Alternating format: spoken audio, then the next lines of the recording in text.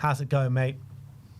Yeah, it's going good, buddy. Going good. There's a few things to be disappointed about, isn't there? But apart from that, all good. Apart from that, all good. How are you both, and how's everyone in the chat?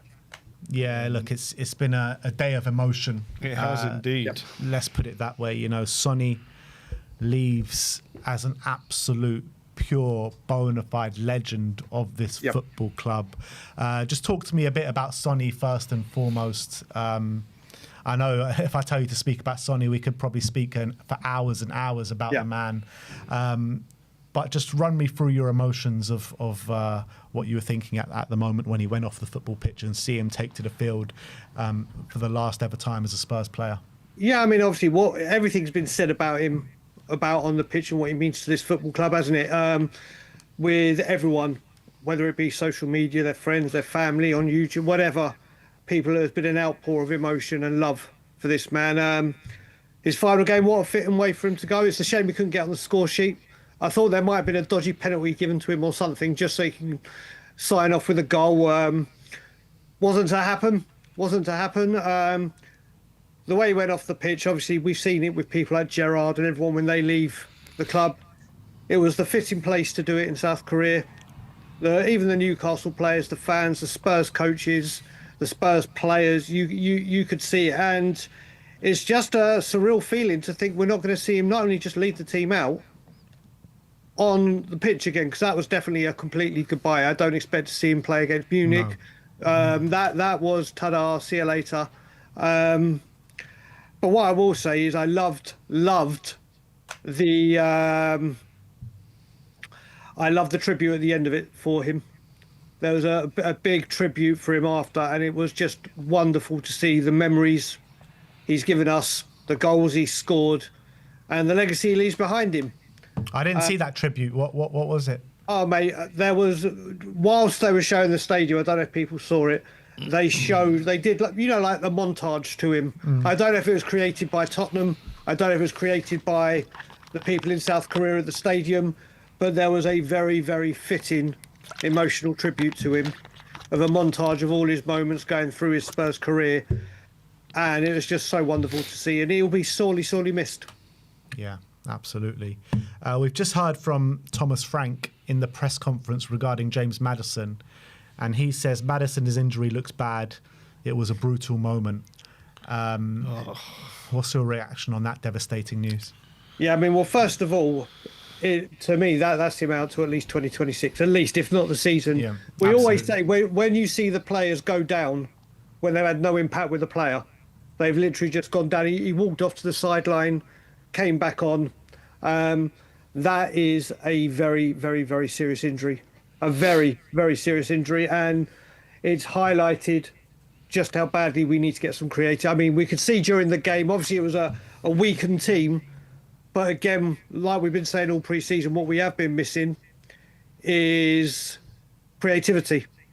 We haven't seen the proper, fully fit, stitched together team that Frank will choose, but we could see in all games, no matter what kind of formation or players he selected, creativity and that spark was missing. And now with Maddison out, Kulusevski out for a prolonged amount of time, this number 10 now is an absolute, and going into the Champions League, this can't be find someone cheap or find someone that has potential. Going into the Champions League now without Maddison and Kulu, this has to be a quality signing, in my opinion. It has to be no more messing around and saying, right, okay, this one could be good in a couple of years. I pick up the phone to Palace and say, whatever do you want? We're going to pay it, or go hijack Simmons, or do something. Some genuine quality needs to be brought into this football club from that position. Yeah. Do you trust that Spurs are going to go get the job done and get one in? Because we were talking about if Son was to go, a left winger was of top priority, but that priority has just shifted now, hasn't it, massively? Well, the part where you asked about do I have faith, no comment. No comment. I decline to answer. But you know what? This is why I think Eze makes a lot more sense, because Eze can play both. Yeah. Eze can operate on the left. Eze can play centrally. Obviously, we know the links with Arsenal and whatever. Arsenal haven't stummed up the money No one has. No one's been prepared to do it. But I don't think it's a case of preparing to do it now. It's a necessity. A player of that caliber or that can offer those two positions with that injury, and again, like we said, with Kulu out for a long time, this number 10 / left winger becomes. Remember we were talking before, Ben, and say with Destiny's injury, a left back has become a necessity. Well, that's changed. The whole left side is a necessity now, isn't it? Yeah. And we still got to get players out.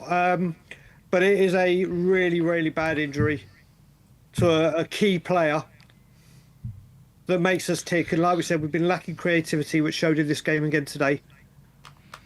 And we've got to sort something out now. We're running out of time, obviously. And let's hope Spurs do it.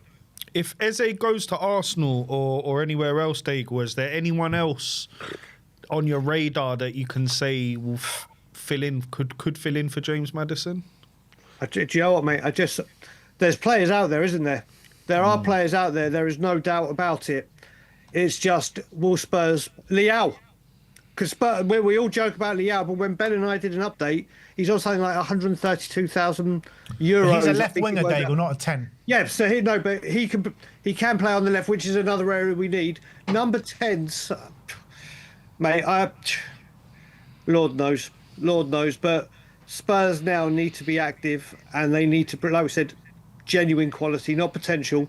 You're going into the Champions League. The Champions League don't run off potential. Look, I'm with you, Daigle. I think Eze's our man. I think he's perfect for what we need. Yeah. The question is are we going to just say, there's the 70 million, I don't know, 65, 70 million, there it is, bosh, bring him in, and let's get going. Well, what we got to remember, do you remember with the Martinez deal? The money was there. Oh, no, it wasn't. Well, we know the money was there for Morgan Gibbs-White. To spend an outlay of 60 million on one player. Eze will be slightly more.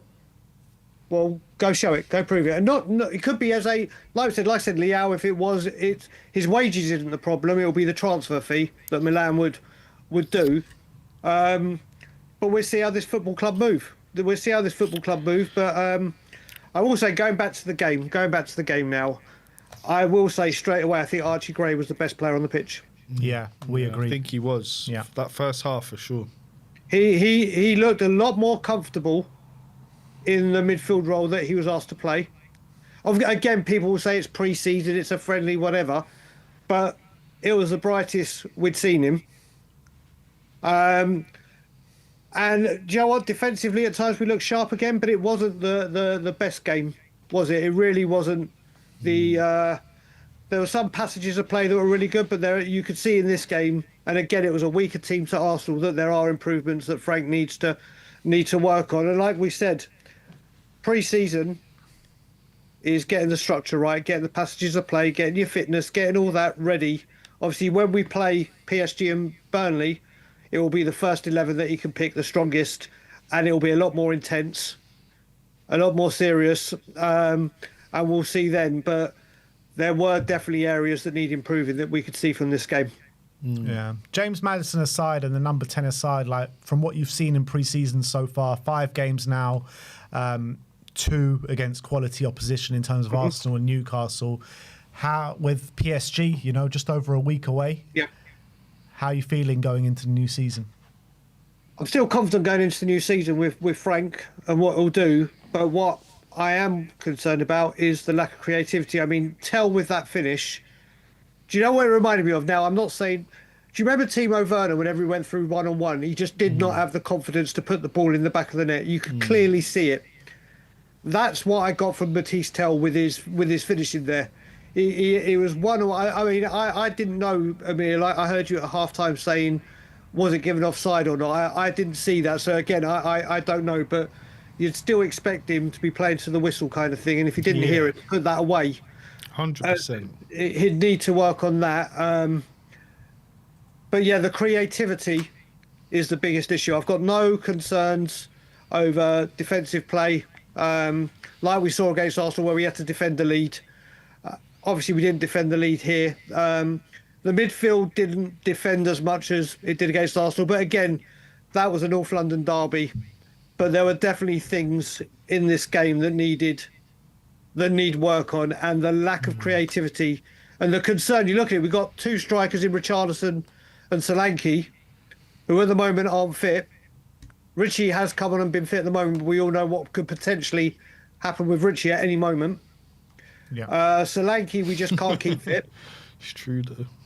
So you look at it now, it's left winger, left back, striker, and that's before we even speak about outgoings. And a 10. And a 10. Yeah, well, sorry, and that. So I've got no concerns over, like I said, Frank. I have got concerns over the creativity, and the biggest concern, as always, is right now, what do Tottenham Hotspur's board do? Yeah. How do they back a manager? And also, players out. We keep... Players out is becoming a bigger thing the longer it goes, because we have to get them out to bring in numerically and financially, whatever. But right now, Spurs have got, just under a month to get all their ducks in a row and get the team ready. And unfortunately, it does look like Maddison could be missing for a large proportion of this season. We hope not, but I think we'll be hearing that he is. So Spurs need to act on this day that should have all been about Sonny. Has been taken over a bit by the injury, hasn't it? Yeah, for the future. For the future, I mean, not. We all know it's Sonny goodbye, and that will be the long-lasting moment. But moving on as a football club and going on to what is the future that unfortunately Son is no longer a part of, it's getting everything sorted, and let's hope we can. Amen to that. Just a bit more coming out from Thomas Frank in the press conference regarding James Maddison. He confirms that Maddison has injured the same knee that was injured towards the end of last season. I knew it was his knee. I saw him grab the knee. I knew it was the knee. Yeah, so that is really gutting, mate. That could be his career over. You know, second injury, same knee. That's devastating, man. Yeah. So now, do you know what? Now it will show. Like we've said, like I've said when I've come on here on any show, I want to see what this new reshuffle board could do with Vinay here, Charrington here, and obviously with Lange and Frank. We heard that Frank made the calls to Paulinho and Kudus. On that long haul flight home, pick up the bat phone, do whatever you got to do, and start making deals, and hopefully we'll see a couple of incomings this summer. This week, because it's gone from we've got time to get things sorted to no, we've got no creativity, and we need serious quality there. So let's see what this week holds. But at least the lads are on the way home now, and let's hope incomings come in. And Sonny, all the best in whatever you do, wherever you end up. I've just checked; they're not coming to. We've already played. LAFC have already come to Toronto, so I'll have to wait till next season to see him live. But yeah, it's let's get the creativity. Might have to go to Montreal, Daigle. Yeah, who knows? I think you said he is coming to Montreal, so maybe road trip. I think it's only a 4-hour drive, so it's doable. It's doable. Oh, that's nothing for Canada. Yeah, mate, that's like popping out and going and get some milk. Yeah, I'm literally just going to go out and get some milk. But yeah, so listen, Sonny, the takeaways are: thank you, Heung-min Son, for everything you have done. Nothing but the best for the future, and hopefully we'll see you in a Spurs shirt again someday, or not Spurs shirt, but back at the stadium very, very soon. And hopefully you get a farewell. Archie Gray, stand out. And hopefully this is what we're going to see of him in the future. Defensively, look okay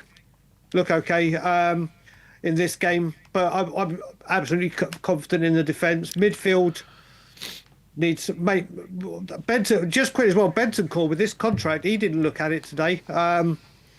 So there's another one. Creativity is definitely needed. Quality now. Get well soon matters. And come on, you Spurs.